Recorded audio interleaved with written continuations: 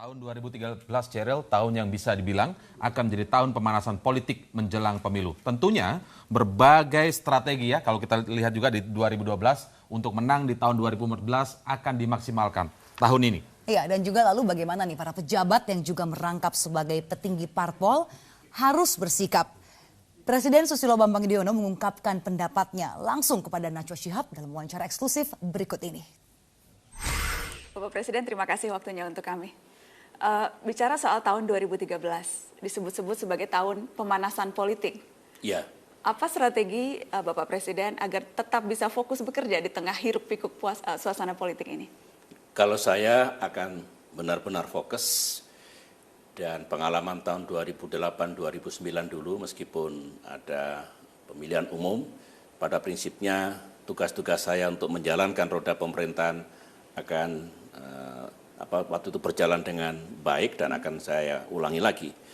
Yang penting bagi jajaran pemerintahan yang berasal dari partai-partai politik, baik di pusat maupun di daerah, meskipun tentu juga menjalankan tugas politik, tugas pemilu itu, tapi fokusnya, prioritasnya, dan konsentrasi tugasnya harus tetap menjalankan roda-roda pemerintahan. Dan kita punya kebijakan, punya program, akan kita lihat, akan kita ukur, manakala ada yang tidak baik akan saya berikan peringatan agar tetap kembali pada tugas pokoknya menjalankan roda pemerintahan, melayani rakyat. Beberapa kali dalam beberapa kesempatan selama tahun 2012 memang peringatan-peringatan itu sudah Bapak SBY sampaikan, sempat ada kata-kata hindari kong kali kong politik, kemudian juga sempat janganlah mengurus kerja politik untuk kepentingan 2014, tapi uruslah rakyat. Tapi menteri-menteri dari partai politik ini kan juga jumlahnya cukup banyak dalam kabinet Pak Presiden, ada 18 dari 34. Bagaimana memastikan mereka atau menjewer mereka untuk tidak untuk betul-betul ya fokus pada kerjaan pemerintahan, bukan ngurusin partai? Sejauh ini mereka tetap menjalankan roda pemerintahan, menjalankan tugas pokoknya. Tetapi benar tahun depan sudah menjadi tahun politik, apalagi tahun 2014. Sehingga apa yang saya sampaikan akan saya lihat betul untuk dipatuhi. Dan rakyat akan bisa melihat, manakala ada di antara kita bukan hanya menteri ya, tapi juga gubernur, bupati, wali kota yang terlalu banyak menggunakan waktunya untuk politik dan kurang melayani rakyat, kurang menjalankan tugas-tugasnya, rakyat akan memberikan koreksi dan kritiknya. Inilah demokrasi dan saya mengajak pegang teguh apa yang harus kita lakukan sesuai dengan ya, kontrak politik dan fakta integritas. Saya akan terus bekerja bersama-sama pemerintahan sekaligus memastikan para menteri yang berasal dari parpol benar-benar bisa membagi waktu dan sekali lagi mengutamakan kerja untuk pemerintahnya. Jadi belum ada yang perlu dijewer sekarang, Pak? Kita lihat nanti. Mudah-mudahan tidak ada yang menyimpang dan betul-betul mereka bekerja untuk rakyatnya. Rakyat bisa memberikan koreksi juga. Saya boleh tanya, masih adakah peluang reshuffle selama 2 tahun terakhir ini, Pak? Saya belum berbicara reshuffle, ya saya sedang memikirkan tentu pengganti Menpora karena Saudara Andi Malarangeng sudah mengundurkan diri, tentu akan saya pilih calon yang paling baik dan sesuai dengan konstelasi, kan kabinet ini ada yang dari partai politik, ada yang non partai politik. Partai politik pun sesuai dengan struktur dan kekuatan di DPR RI, ada berapa persentase untuk partai ini, partai itu, dan sebagainya. Tentu akan saya patuhi dan akan saya pegang teguh komposisi seperti itu, dengan demikian membawa rasa keadilan bagi jajaran koalisi. Tanpa tentunya mencederai apa yang diinginkan oleh rakyat dalam arti menteri yang memiliki kapasitas dan integritas yang bagus. Untuk menghindari spekulasi bahwa itu kemudian tidak akan menjadi kompromi politik di antara partai koalisi, bagaimana bisa memastikan itu, Pak Presiden? Politik itu juga berkaitan dengan kompromi. Politik itu berkaitan dengan konsensus. Politik itu juga menganut sistem take and give. Tetapi kompromi politik itu tidak meninggalkan prinsip-prinsip dasar. Koalisi itu sendiri kompromi sebetulnya. Meskipun kalau sudah duduk di pemerintahan, maka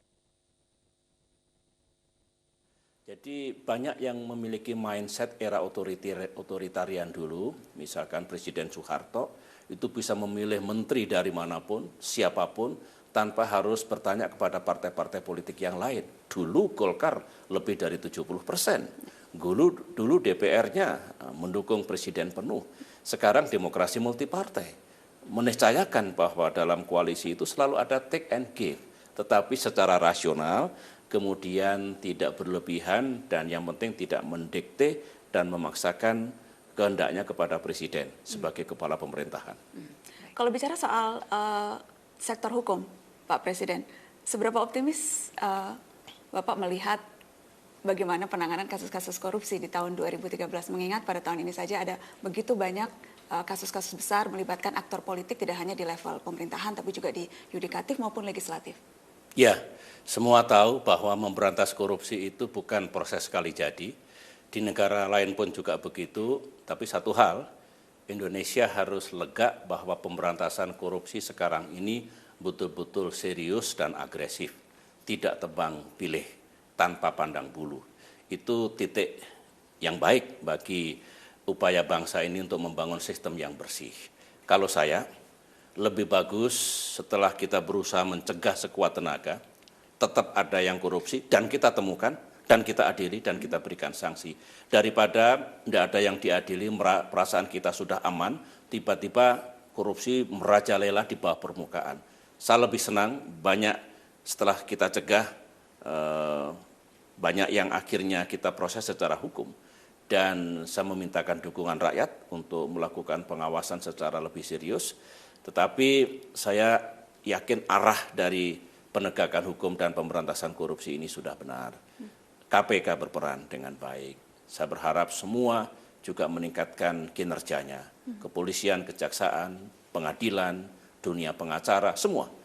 Karena ini di luar domain eksekutif kebanyakan, tapi arena penegakan hukum. Oleh karena itu saya akan terus mendorong penegakan hukum ini konsisten, dan kemudian saya hanya mengajak semua untuk betul-betul ya menegakkan hukum dengan seadil-adilnya. Keadilan itu penting. Bahwa itu banyak menimpa aktor-aktor politik di sekeliling dan di lingkaran kekuasaan, bagaimana Bapak melihatnya? Itu konsekuensi dengan prinsip tidak pandang bulu dan tidak tebang pilih, itulah yang harus diterima. Jadi saya tahu di pusat maupun daerah, partai politik hampir semuanya ada di situ. Kemudian di yudikatif, legislatif, dan juga di eksekutif. Pendek kata, mari kita bangun sistem yang makin bersih dengan cara mencegah korupsi, tapi kalau tetap terjadi ya kita berikan sanksi. Pak Presiden, berkaitan dengan hubungan antar lembaga negara, kita lihat di tahun 2012 diwarnai konstelasi politiknya, kemarin ada sempat KPK versus Polri, sempat ada DPR versus KPK, sempat ada Menteri versus DPR.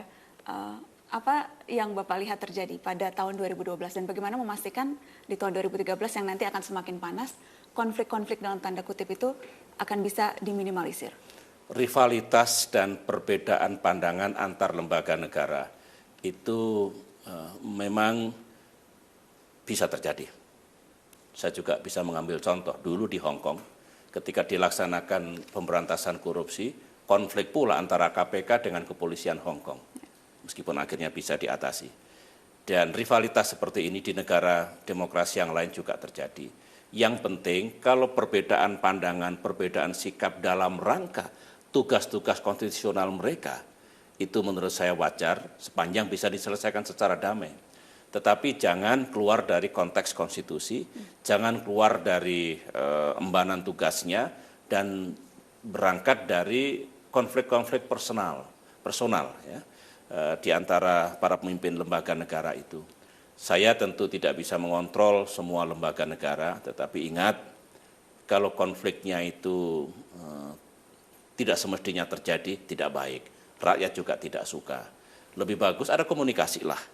Ada komunikasi di antara lembaga-lembaga negara. Kepolisian dengan KPK, kejaksaan dengan KPK, kan tugasnya sama sebetulnya, menegakkan hukum, memberantas korupsi. Jadi kalau ada masalah, mengapa tidak dibicarakan baik-baik, tidak perlu langsung dibawa ke arena pers, ke arena publik, malah menjadi lebih tidak bagus situasinya.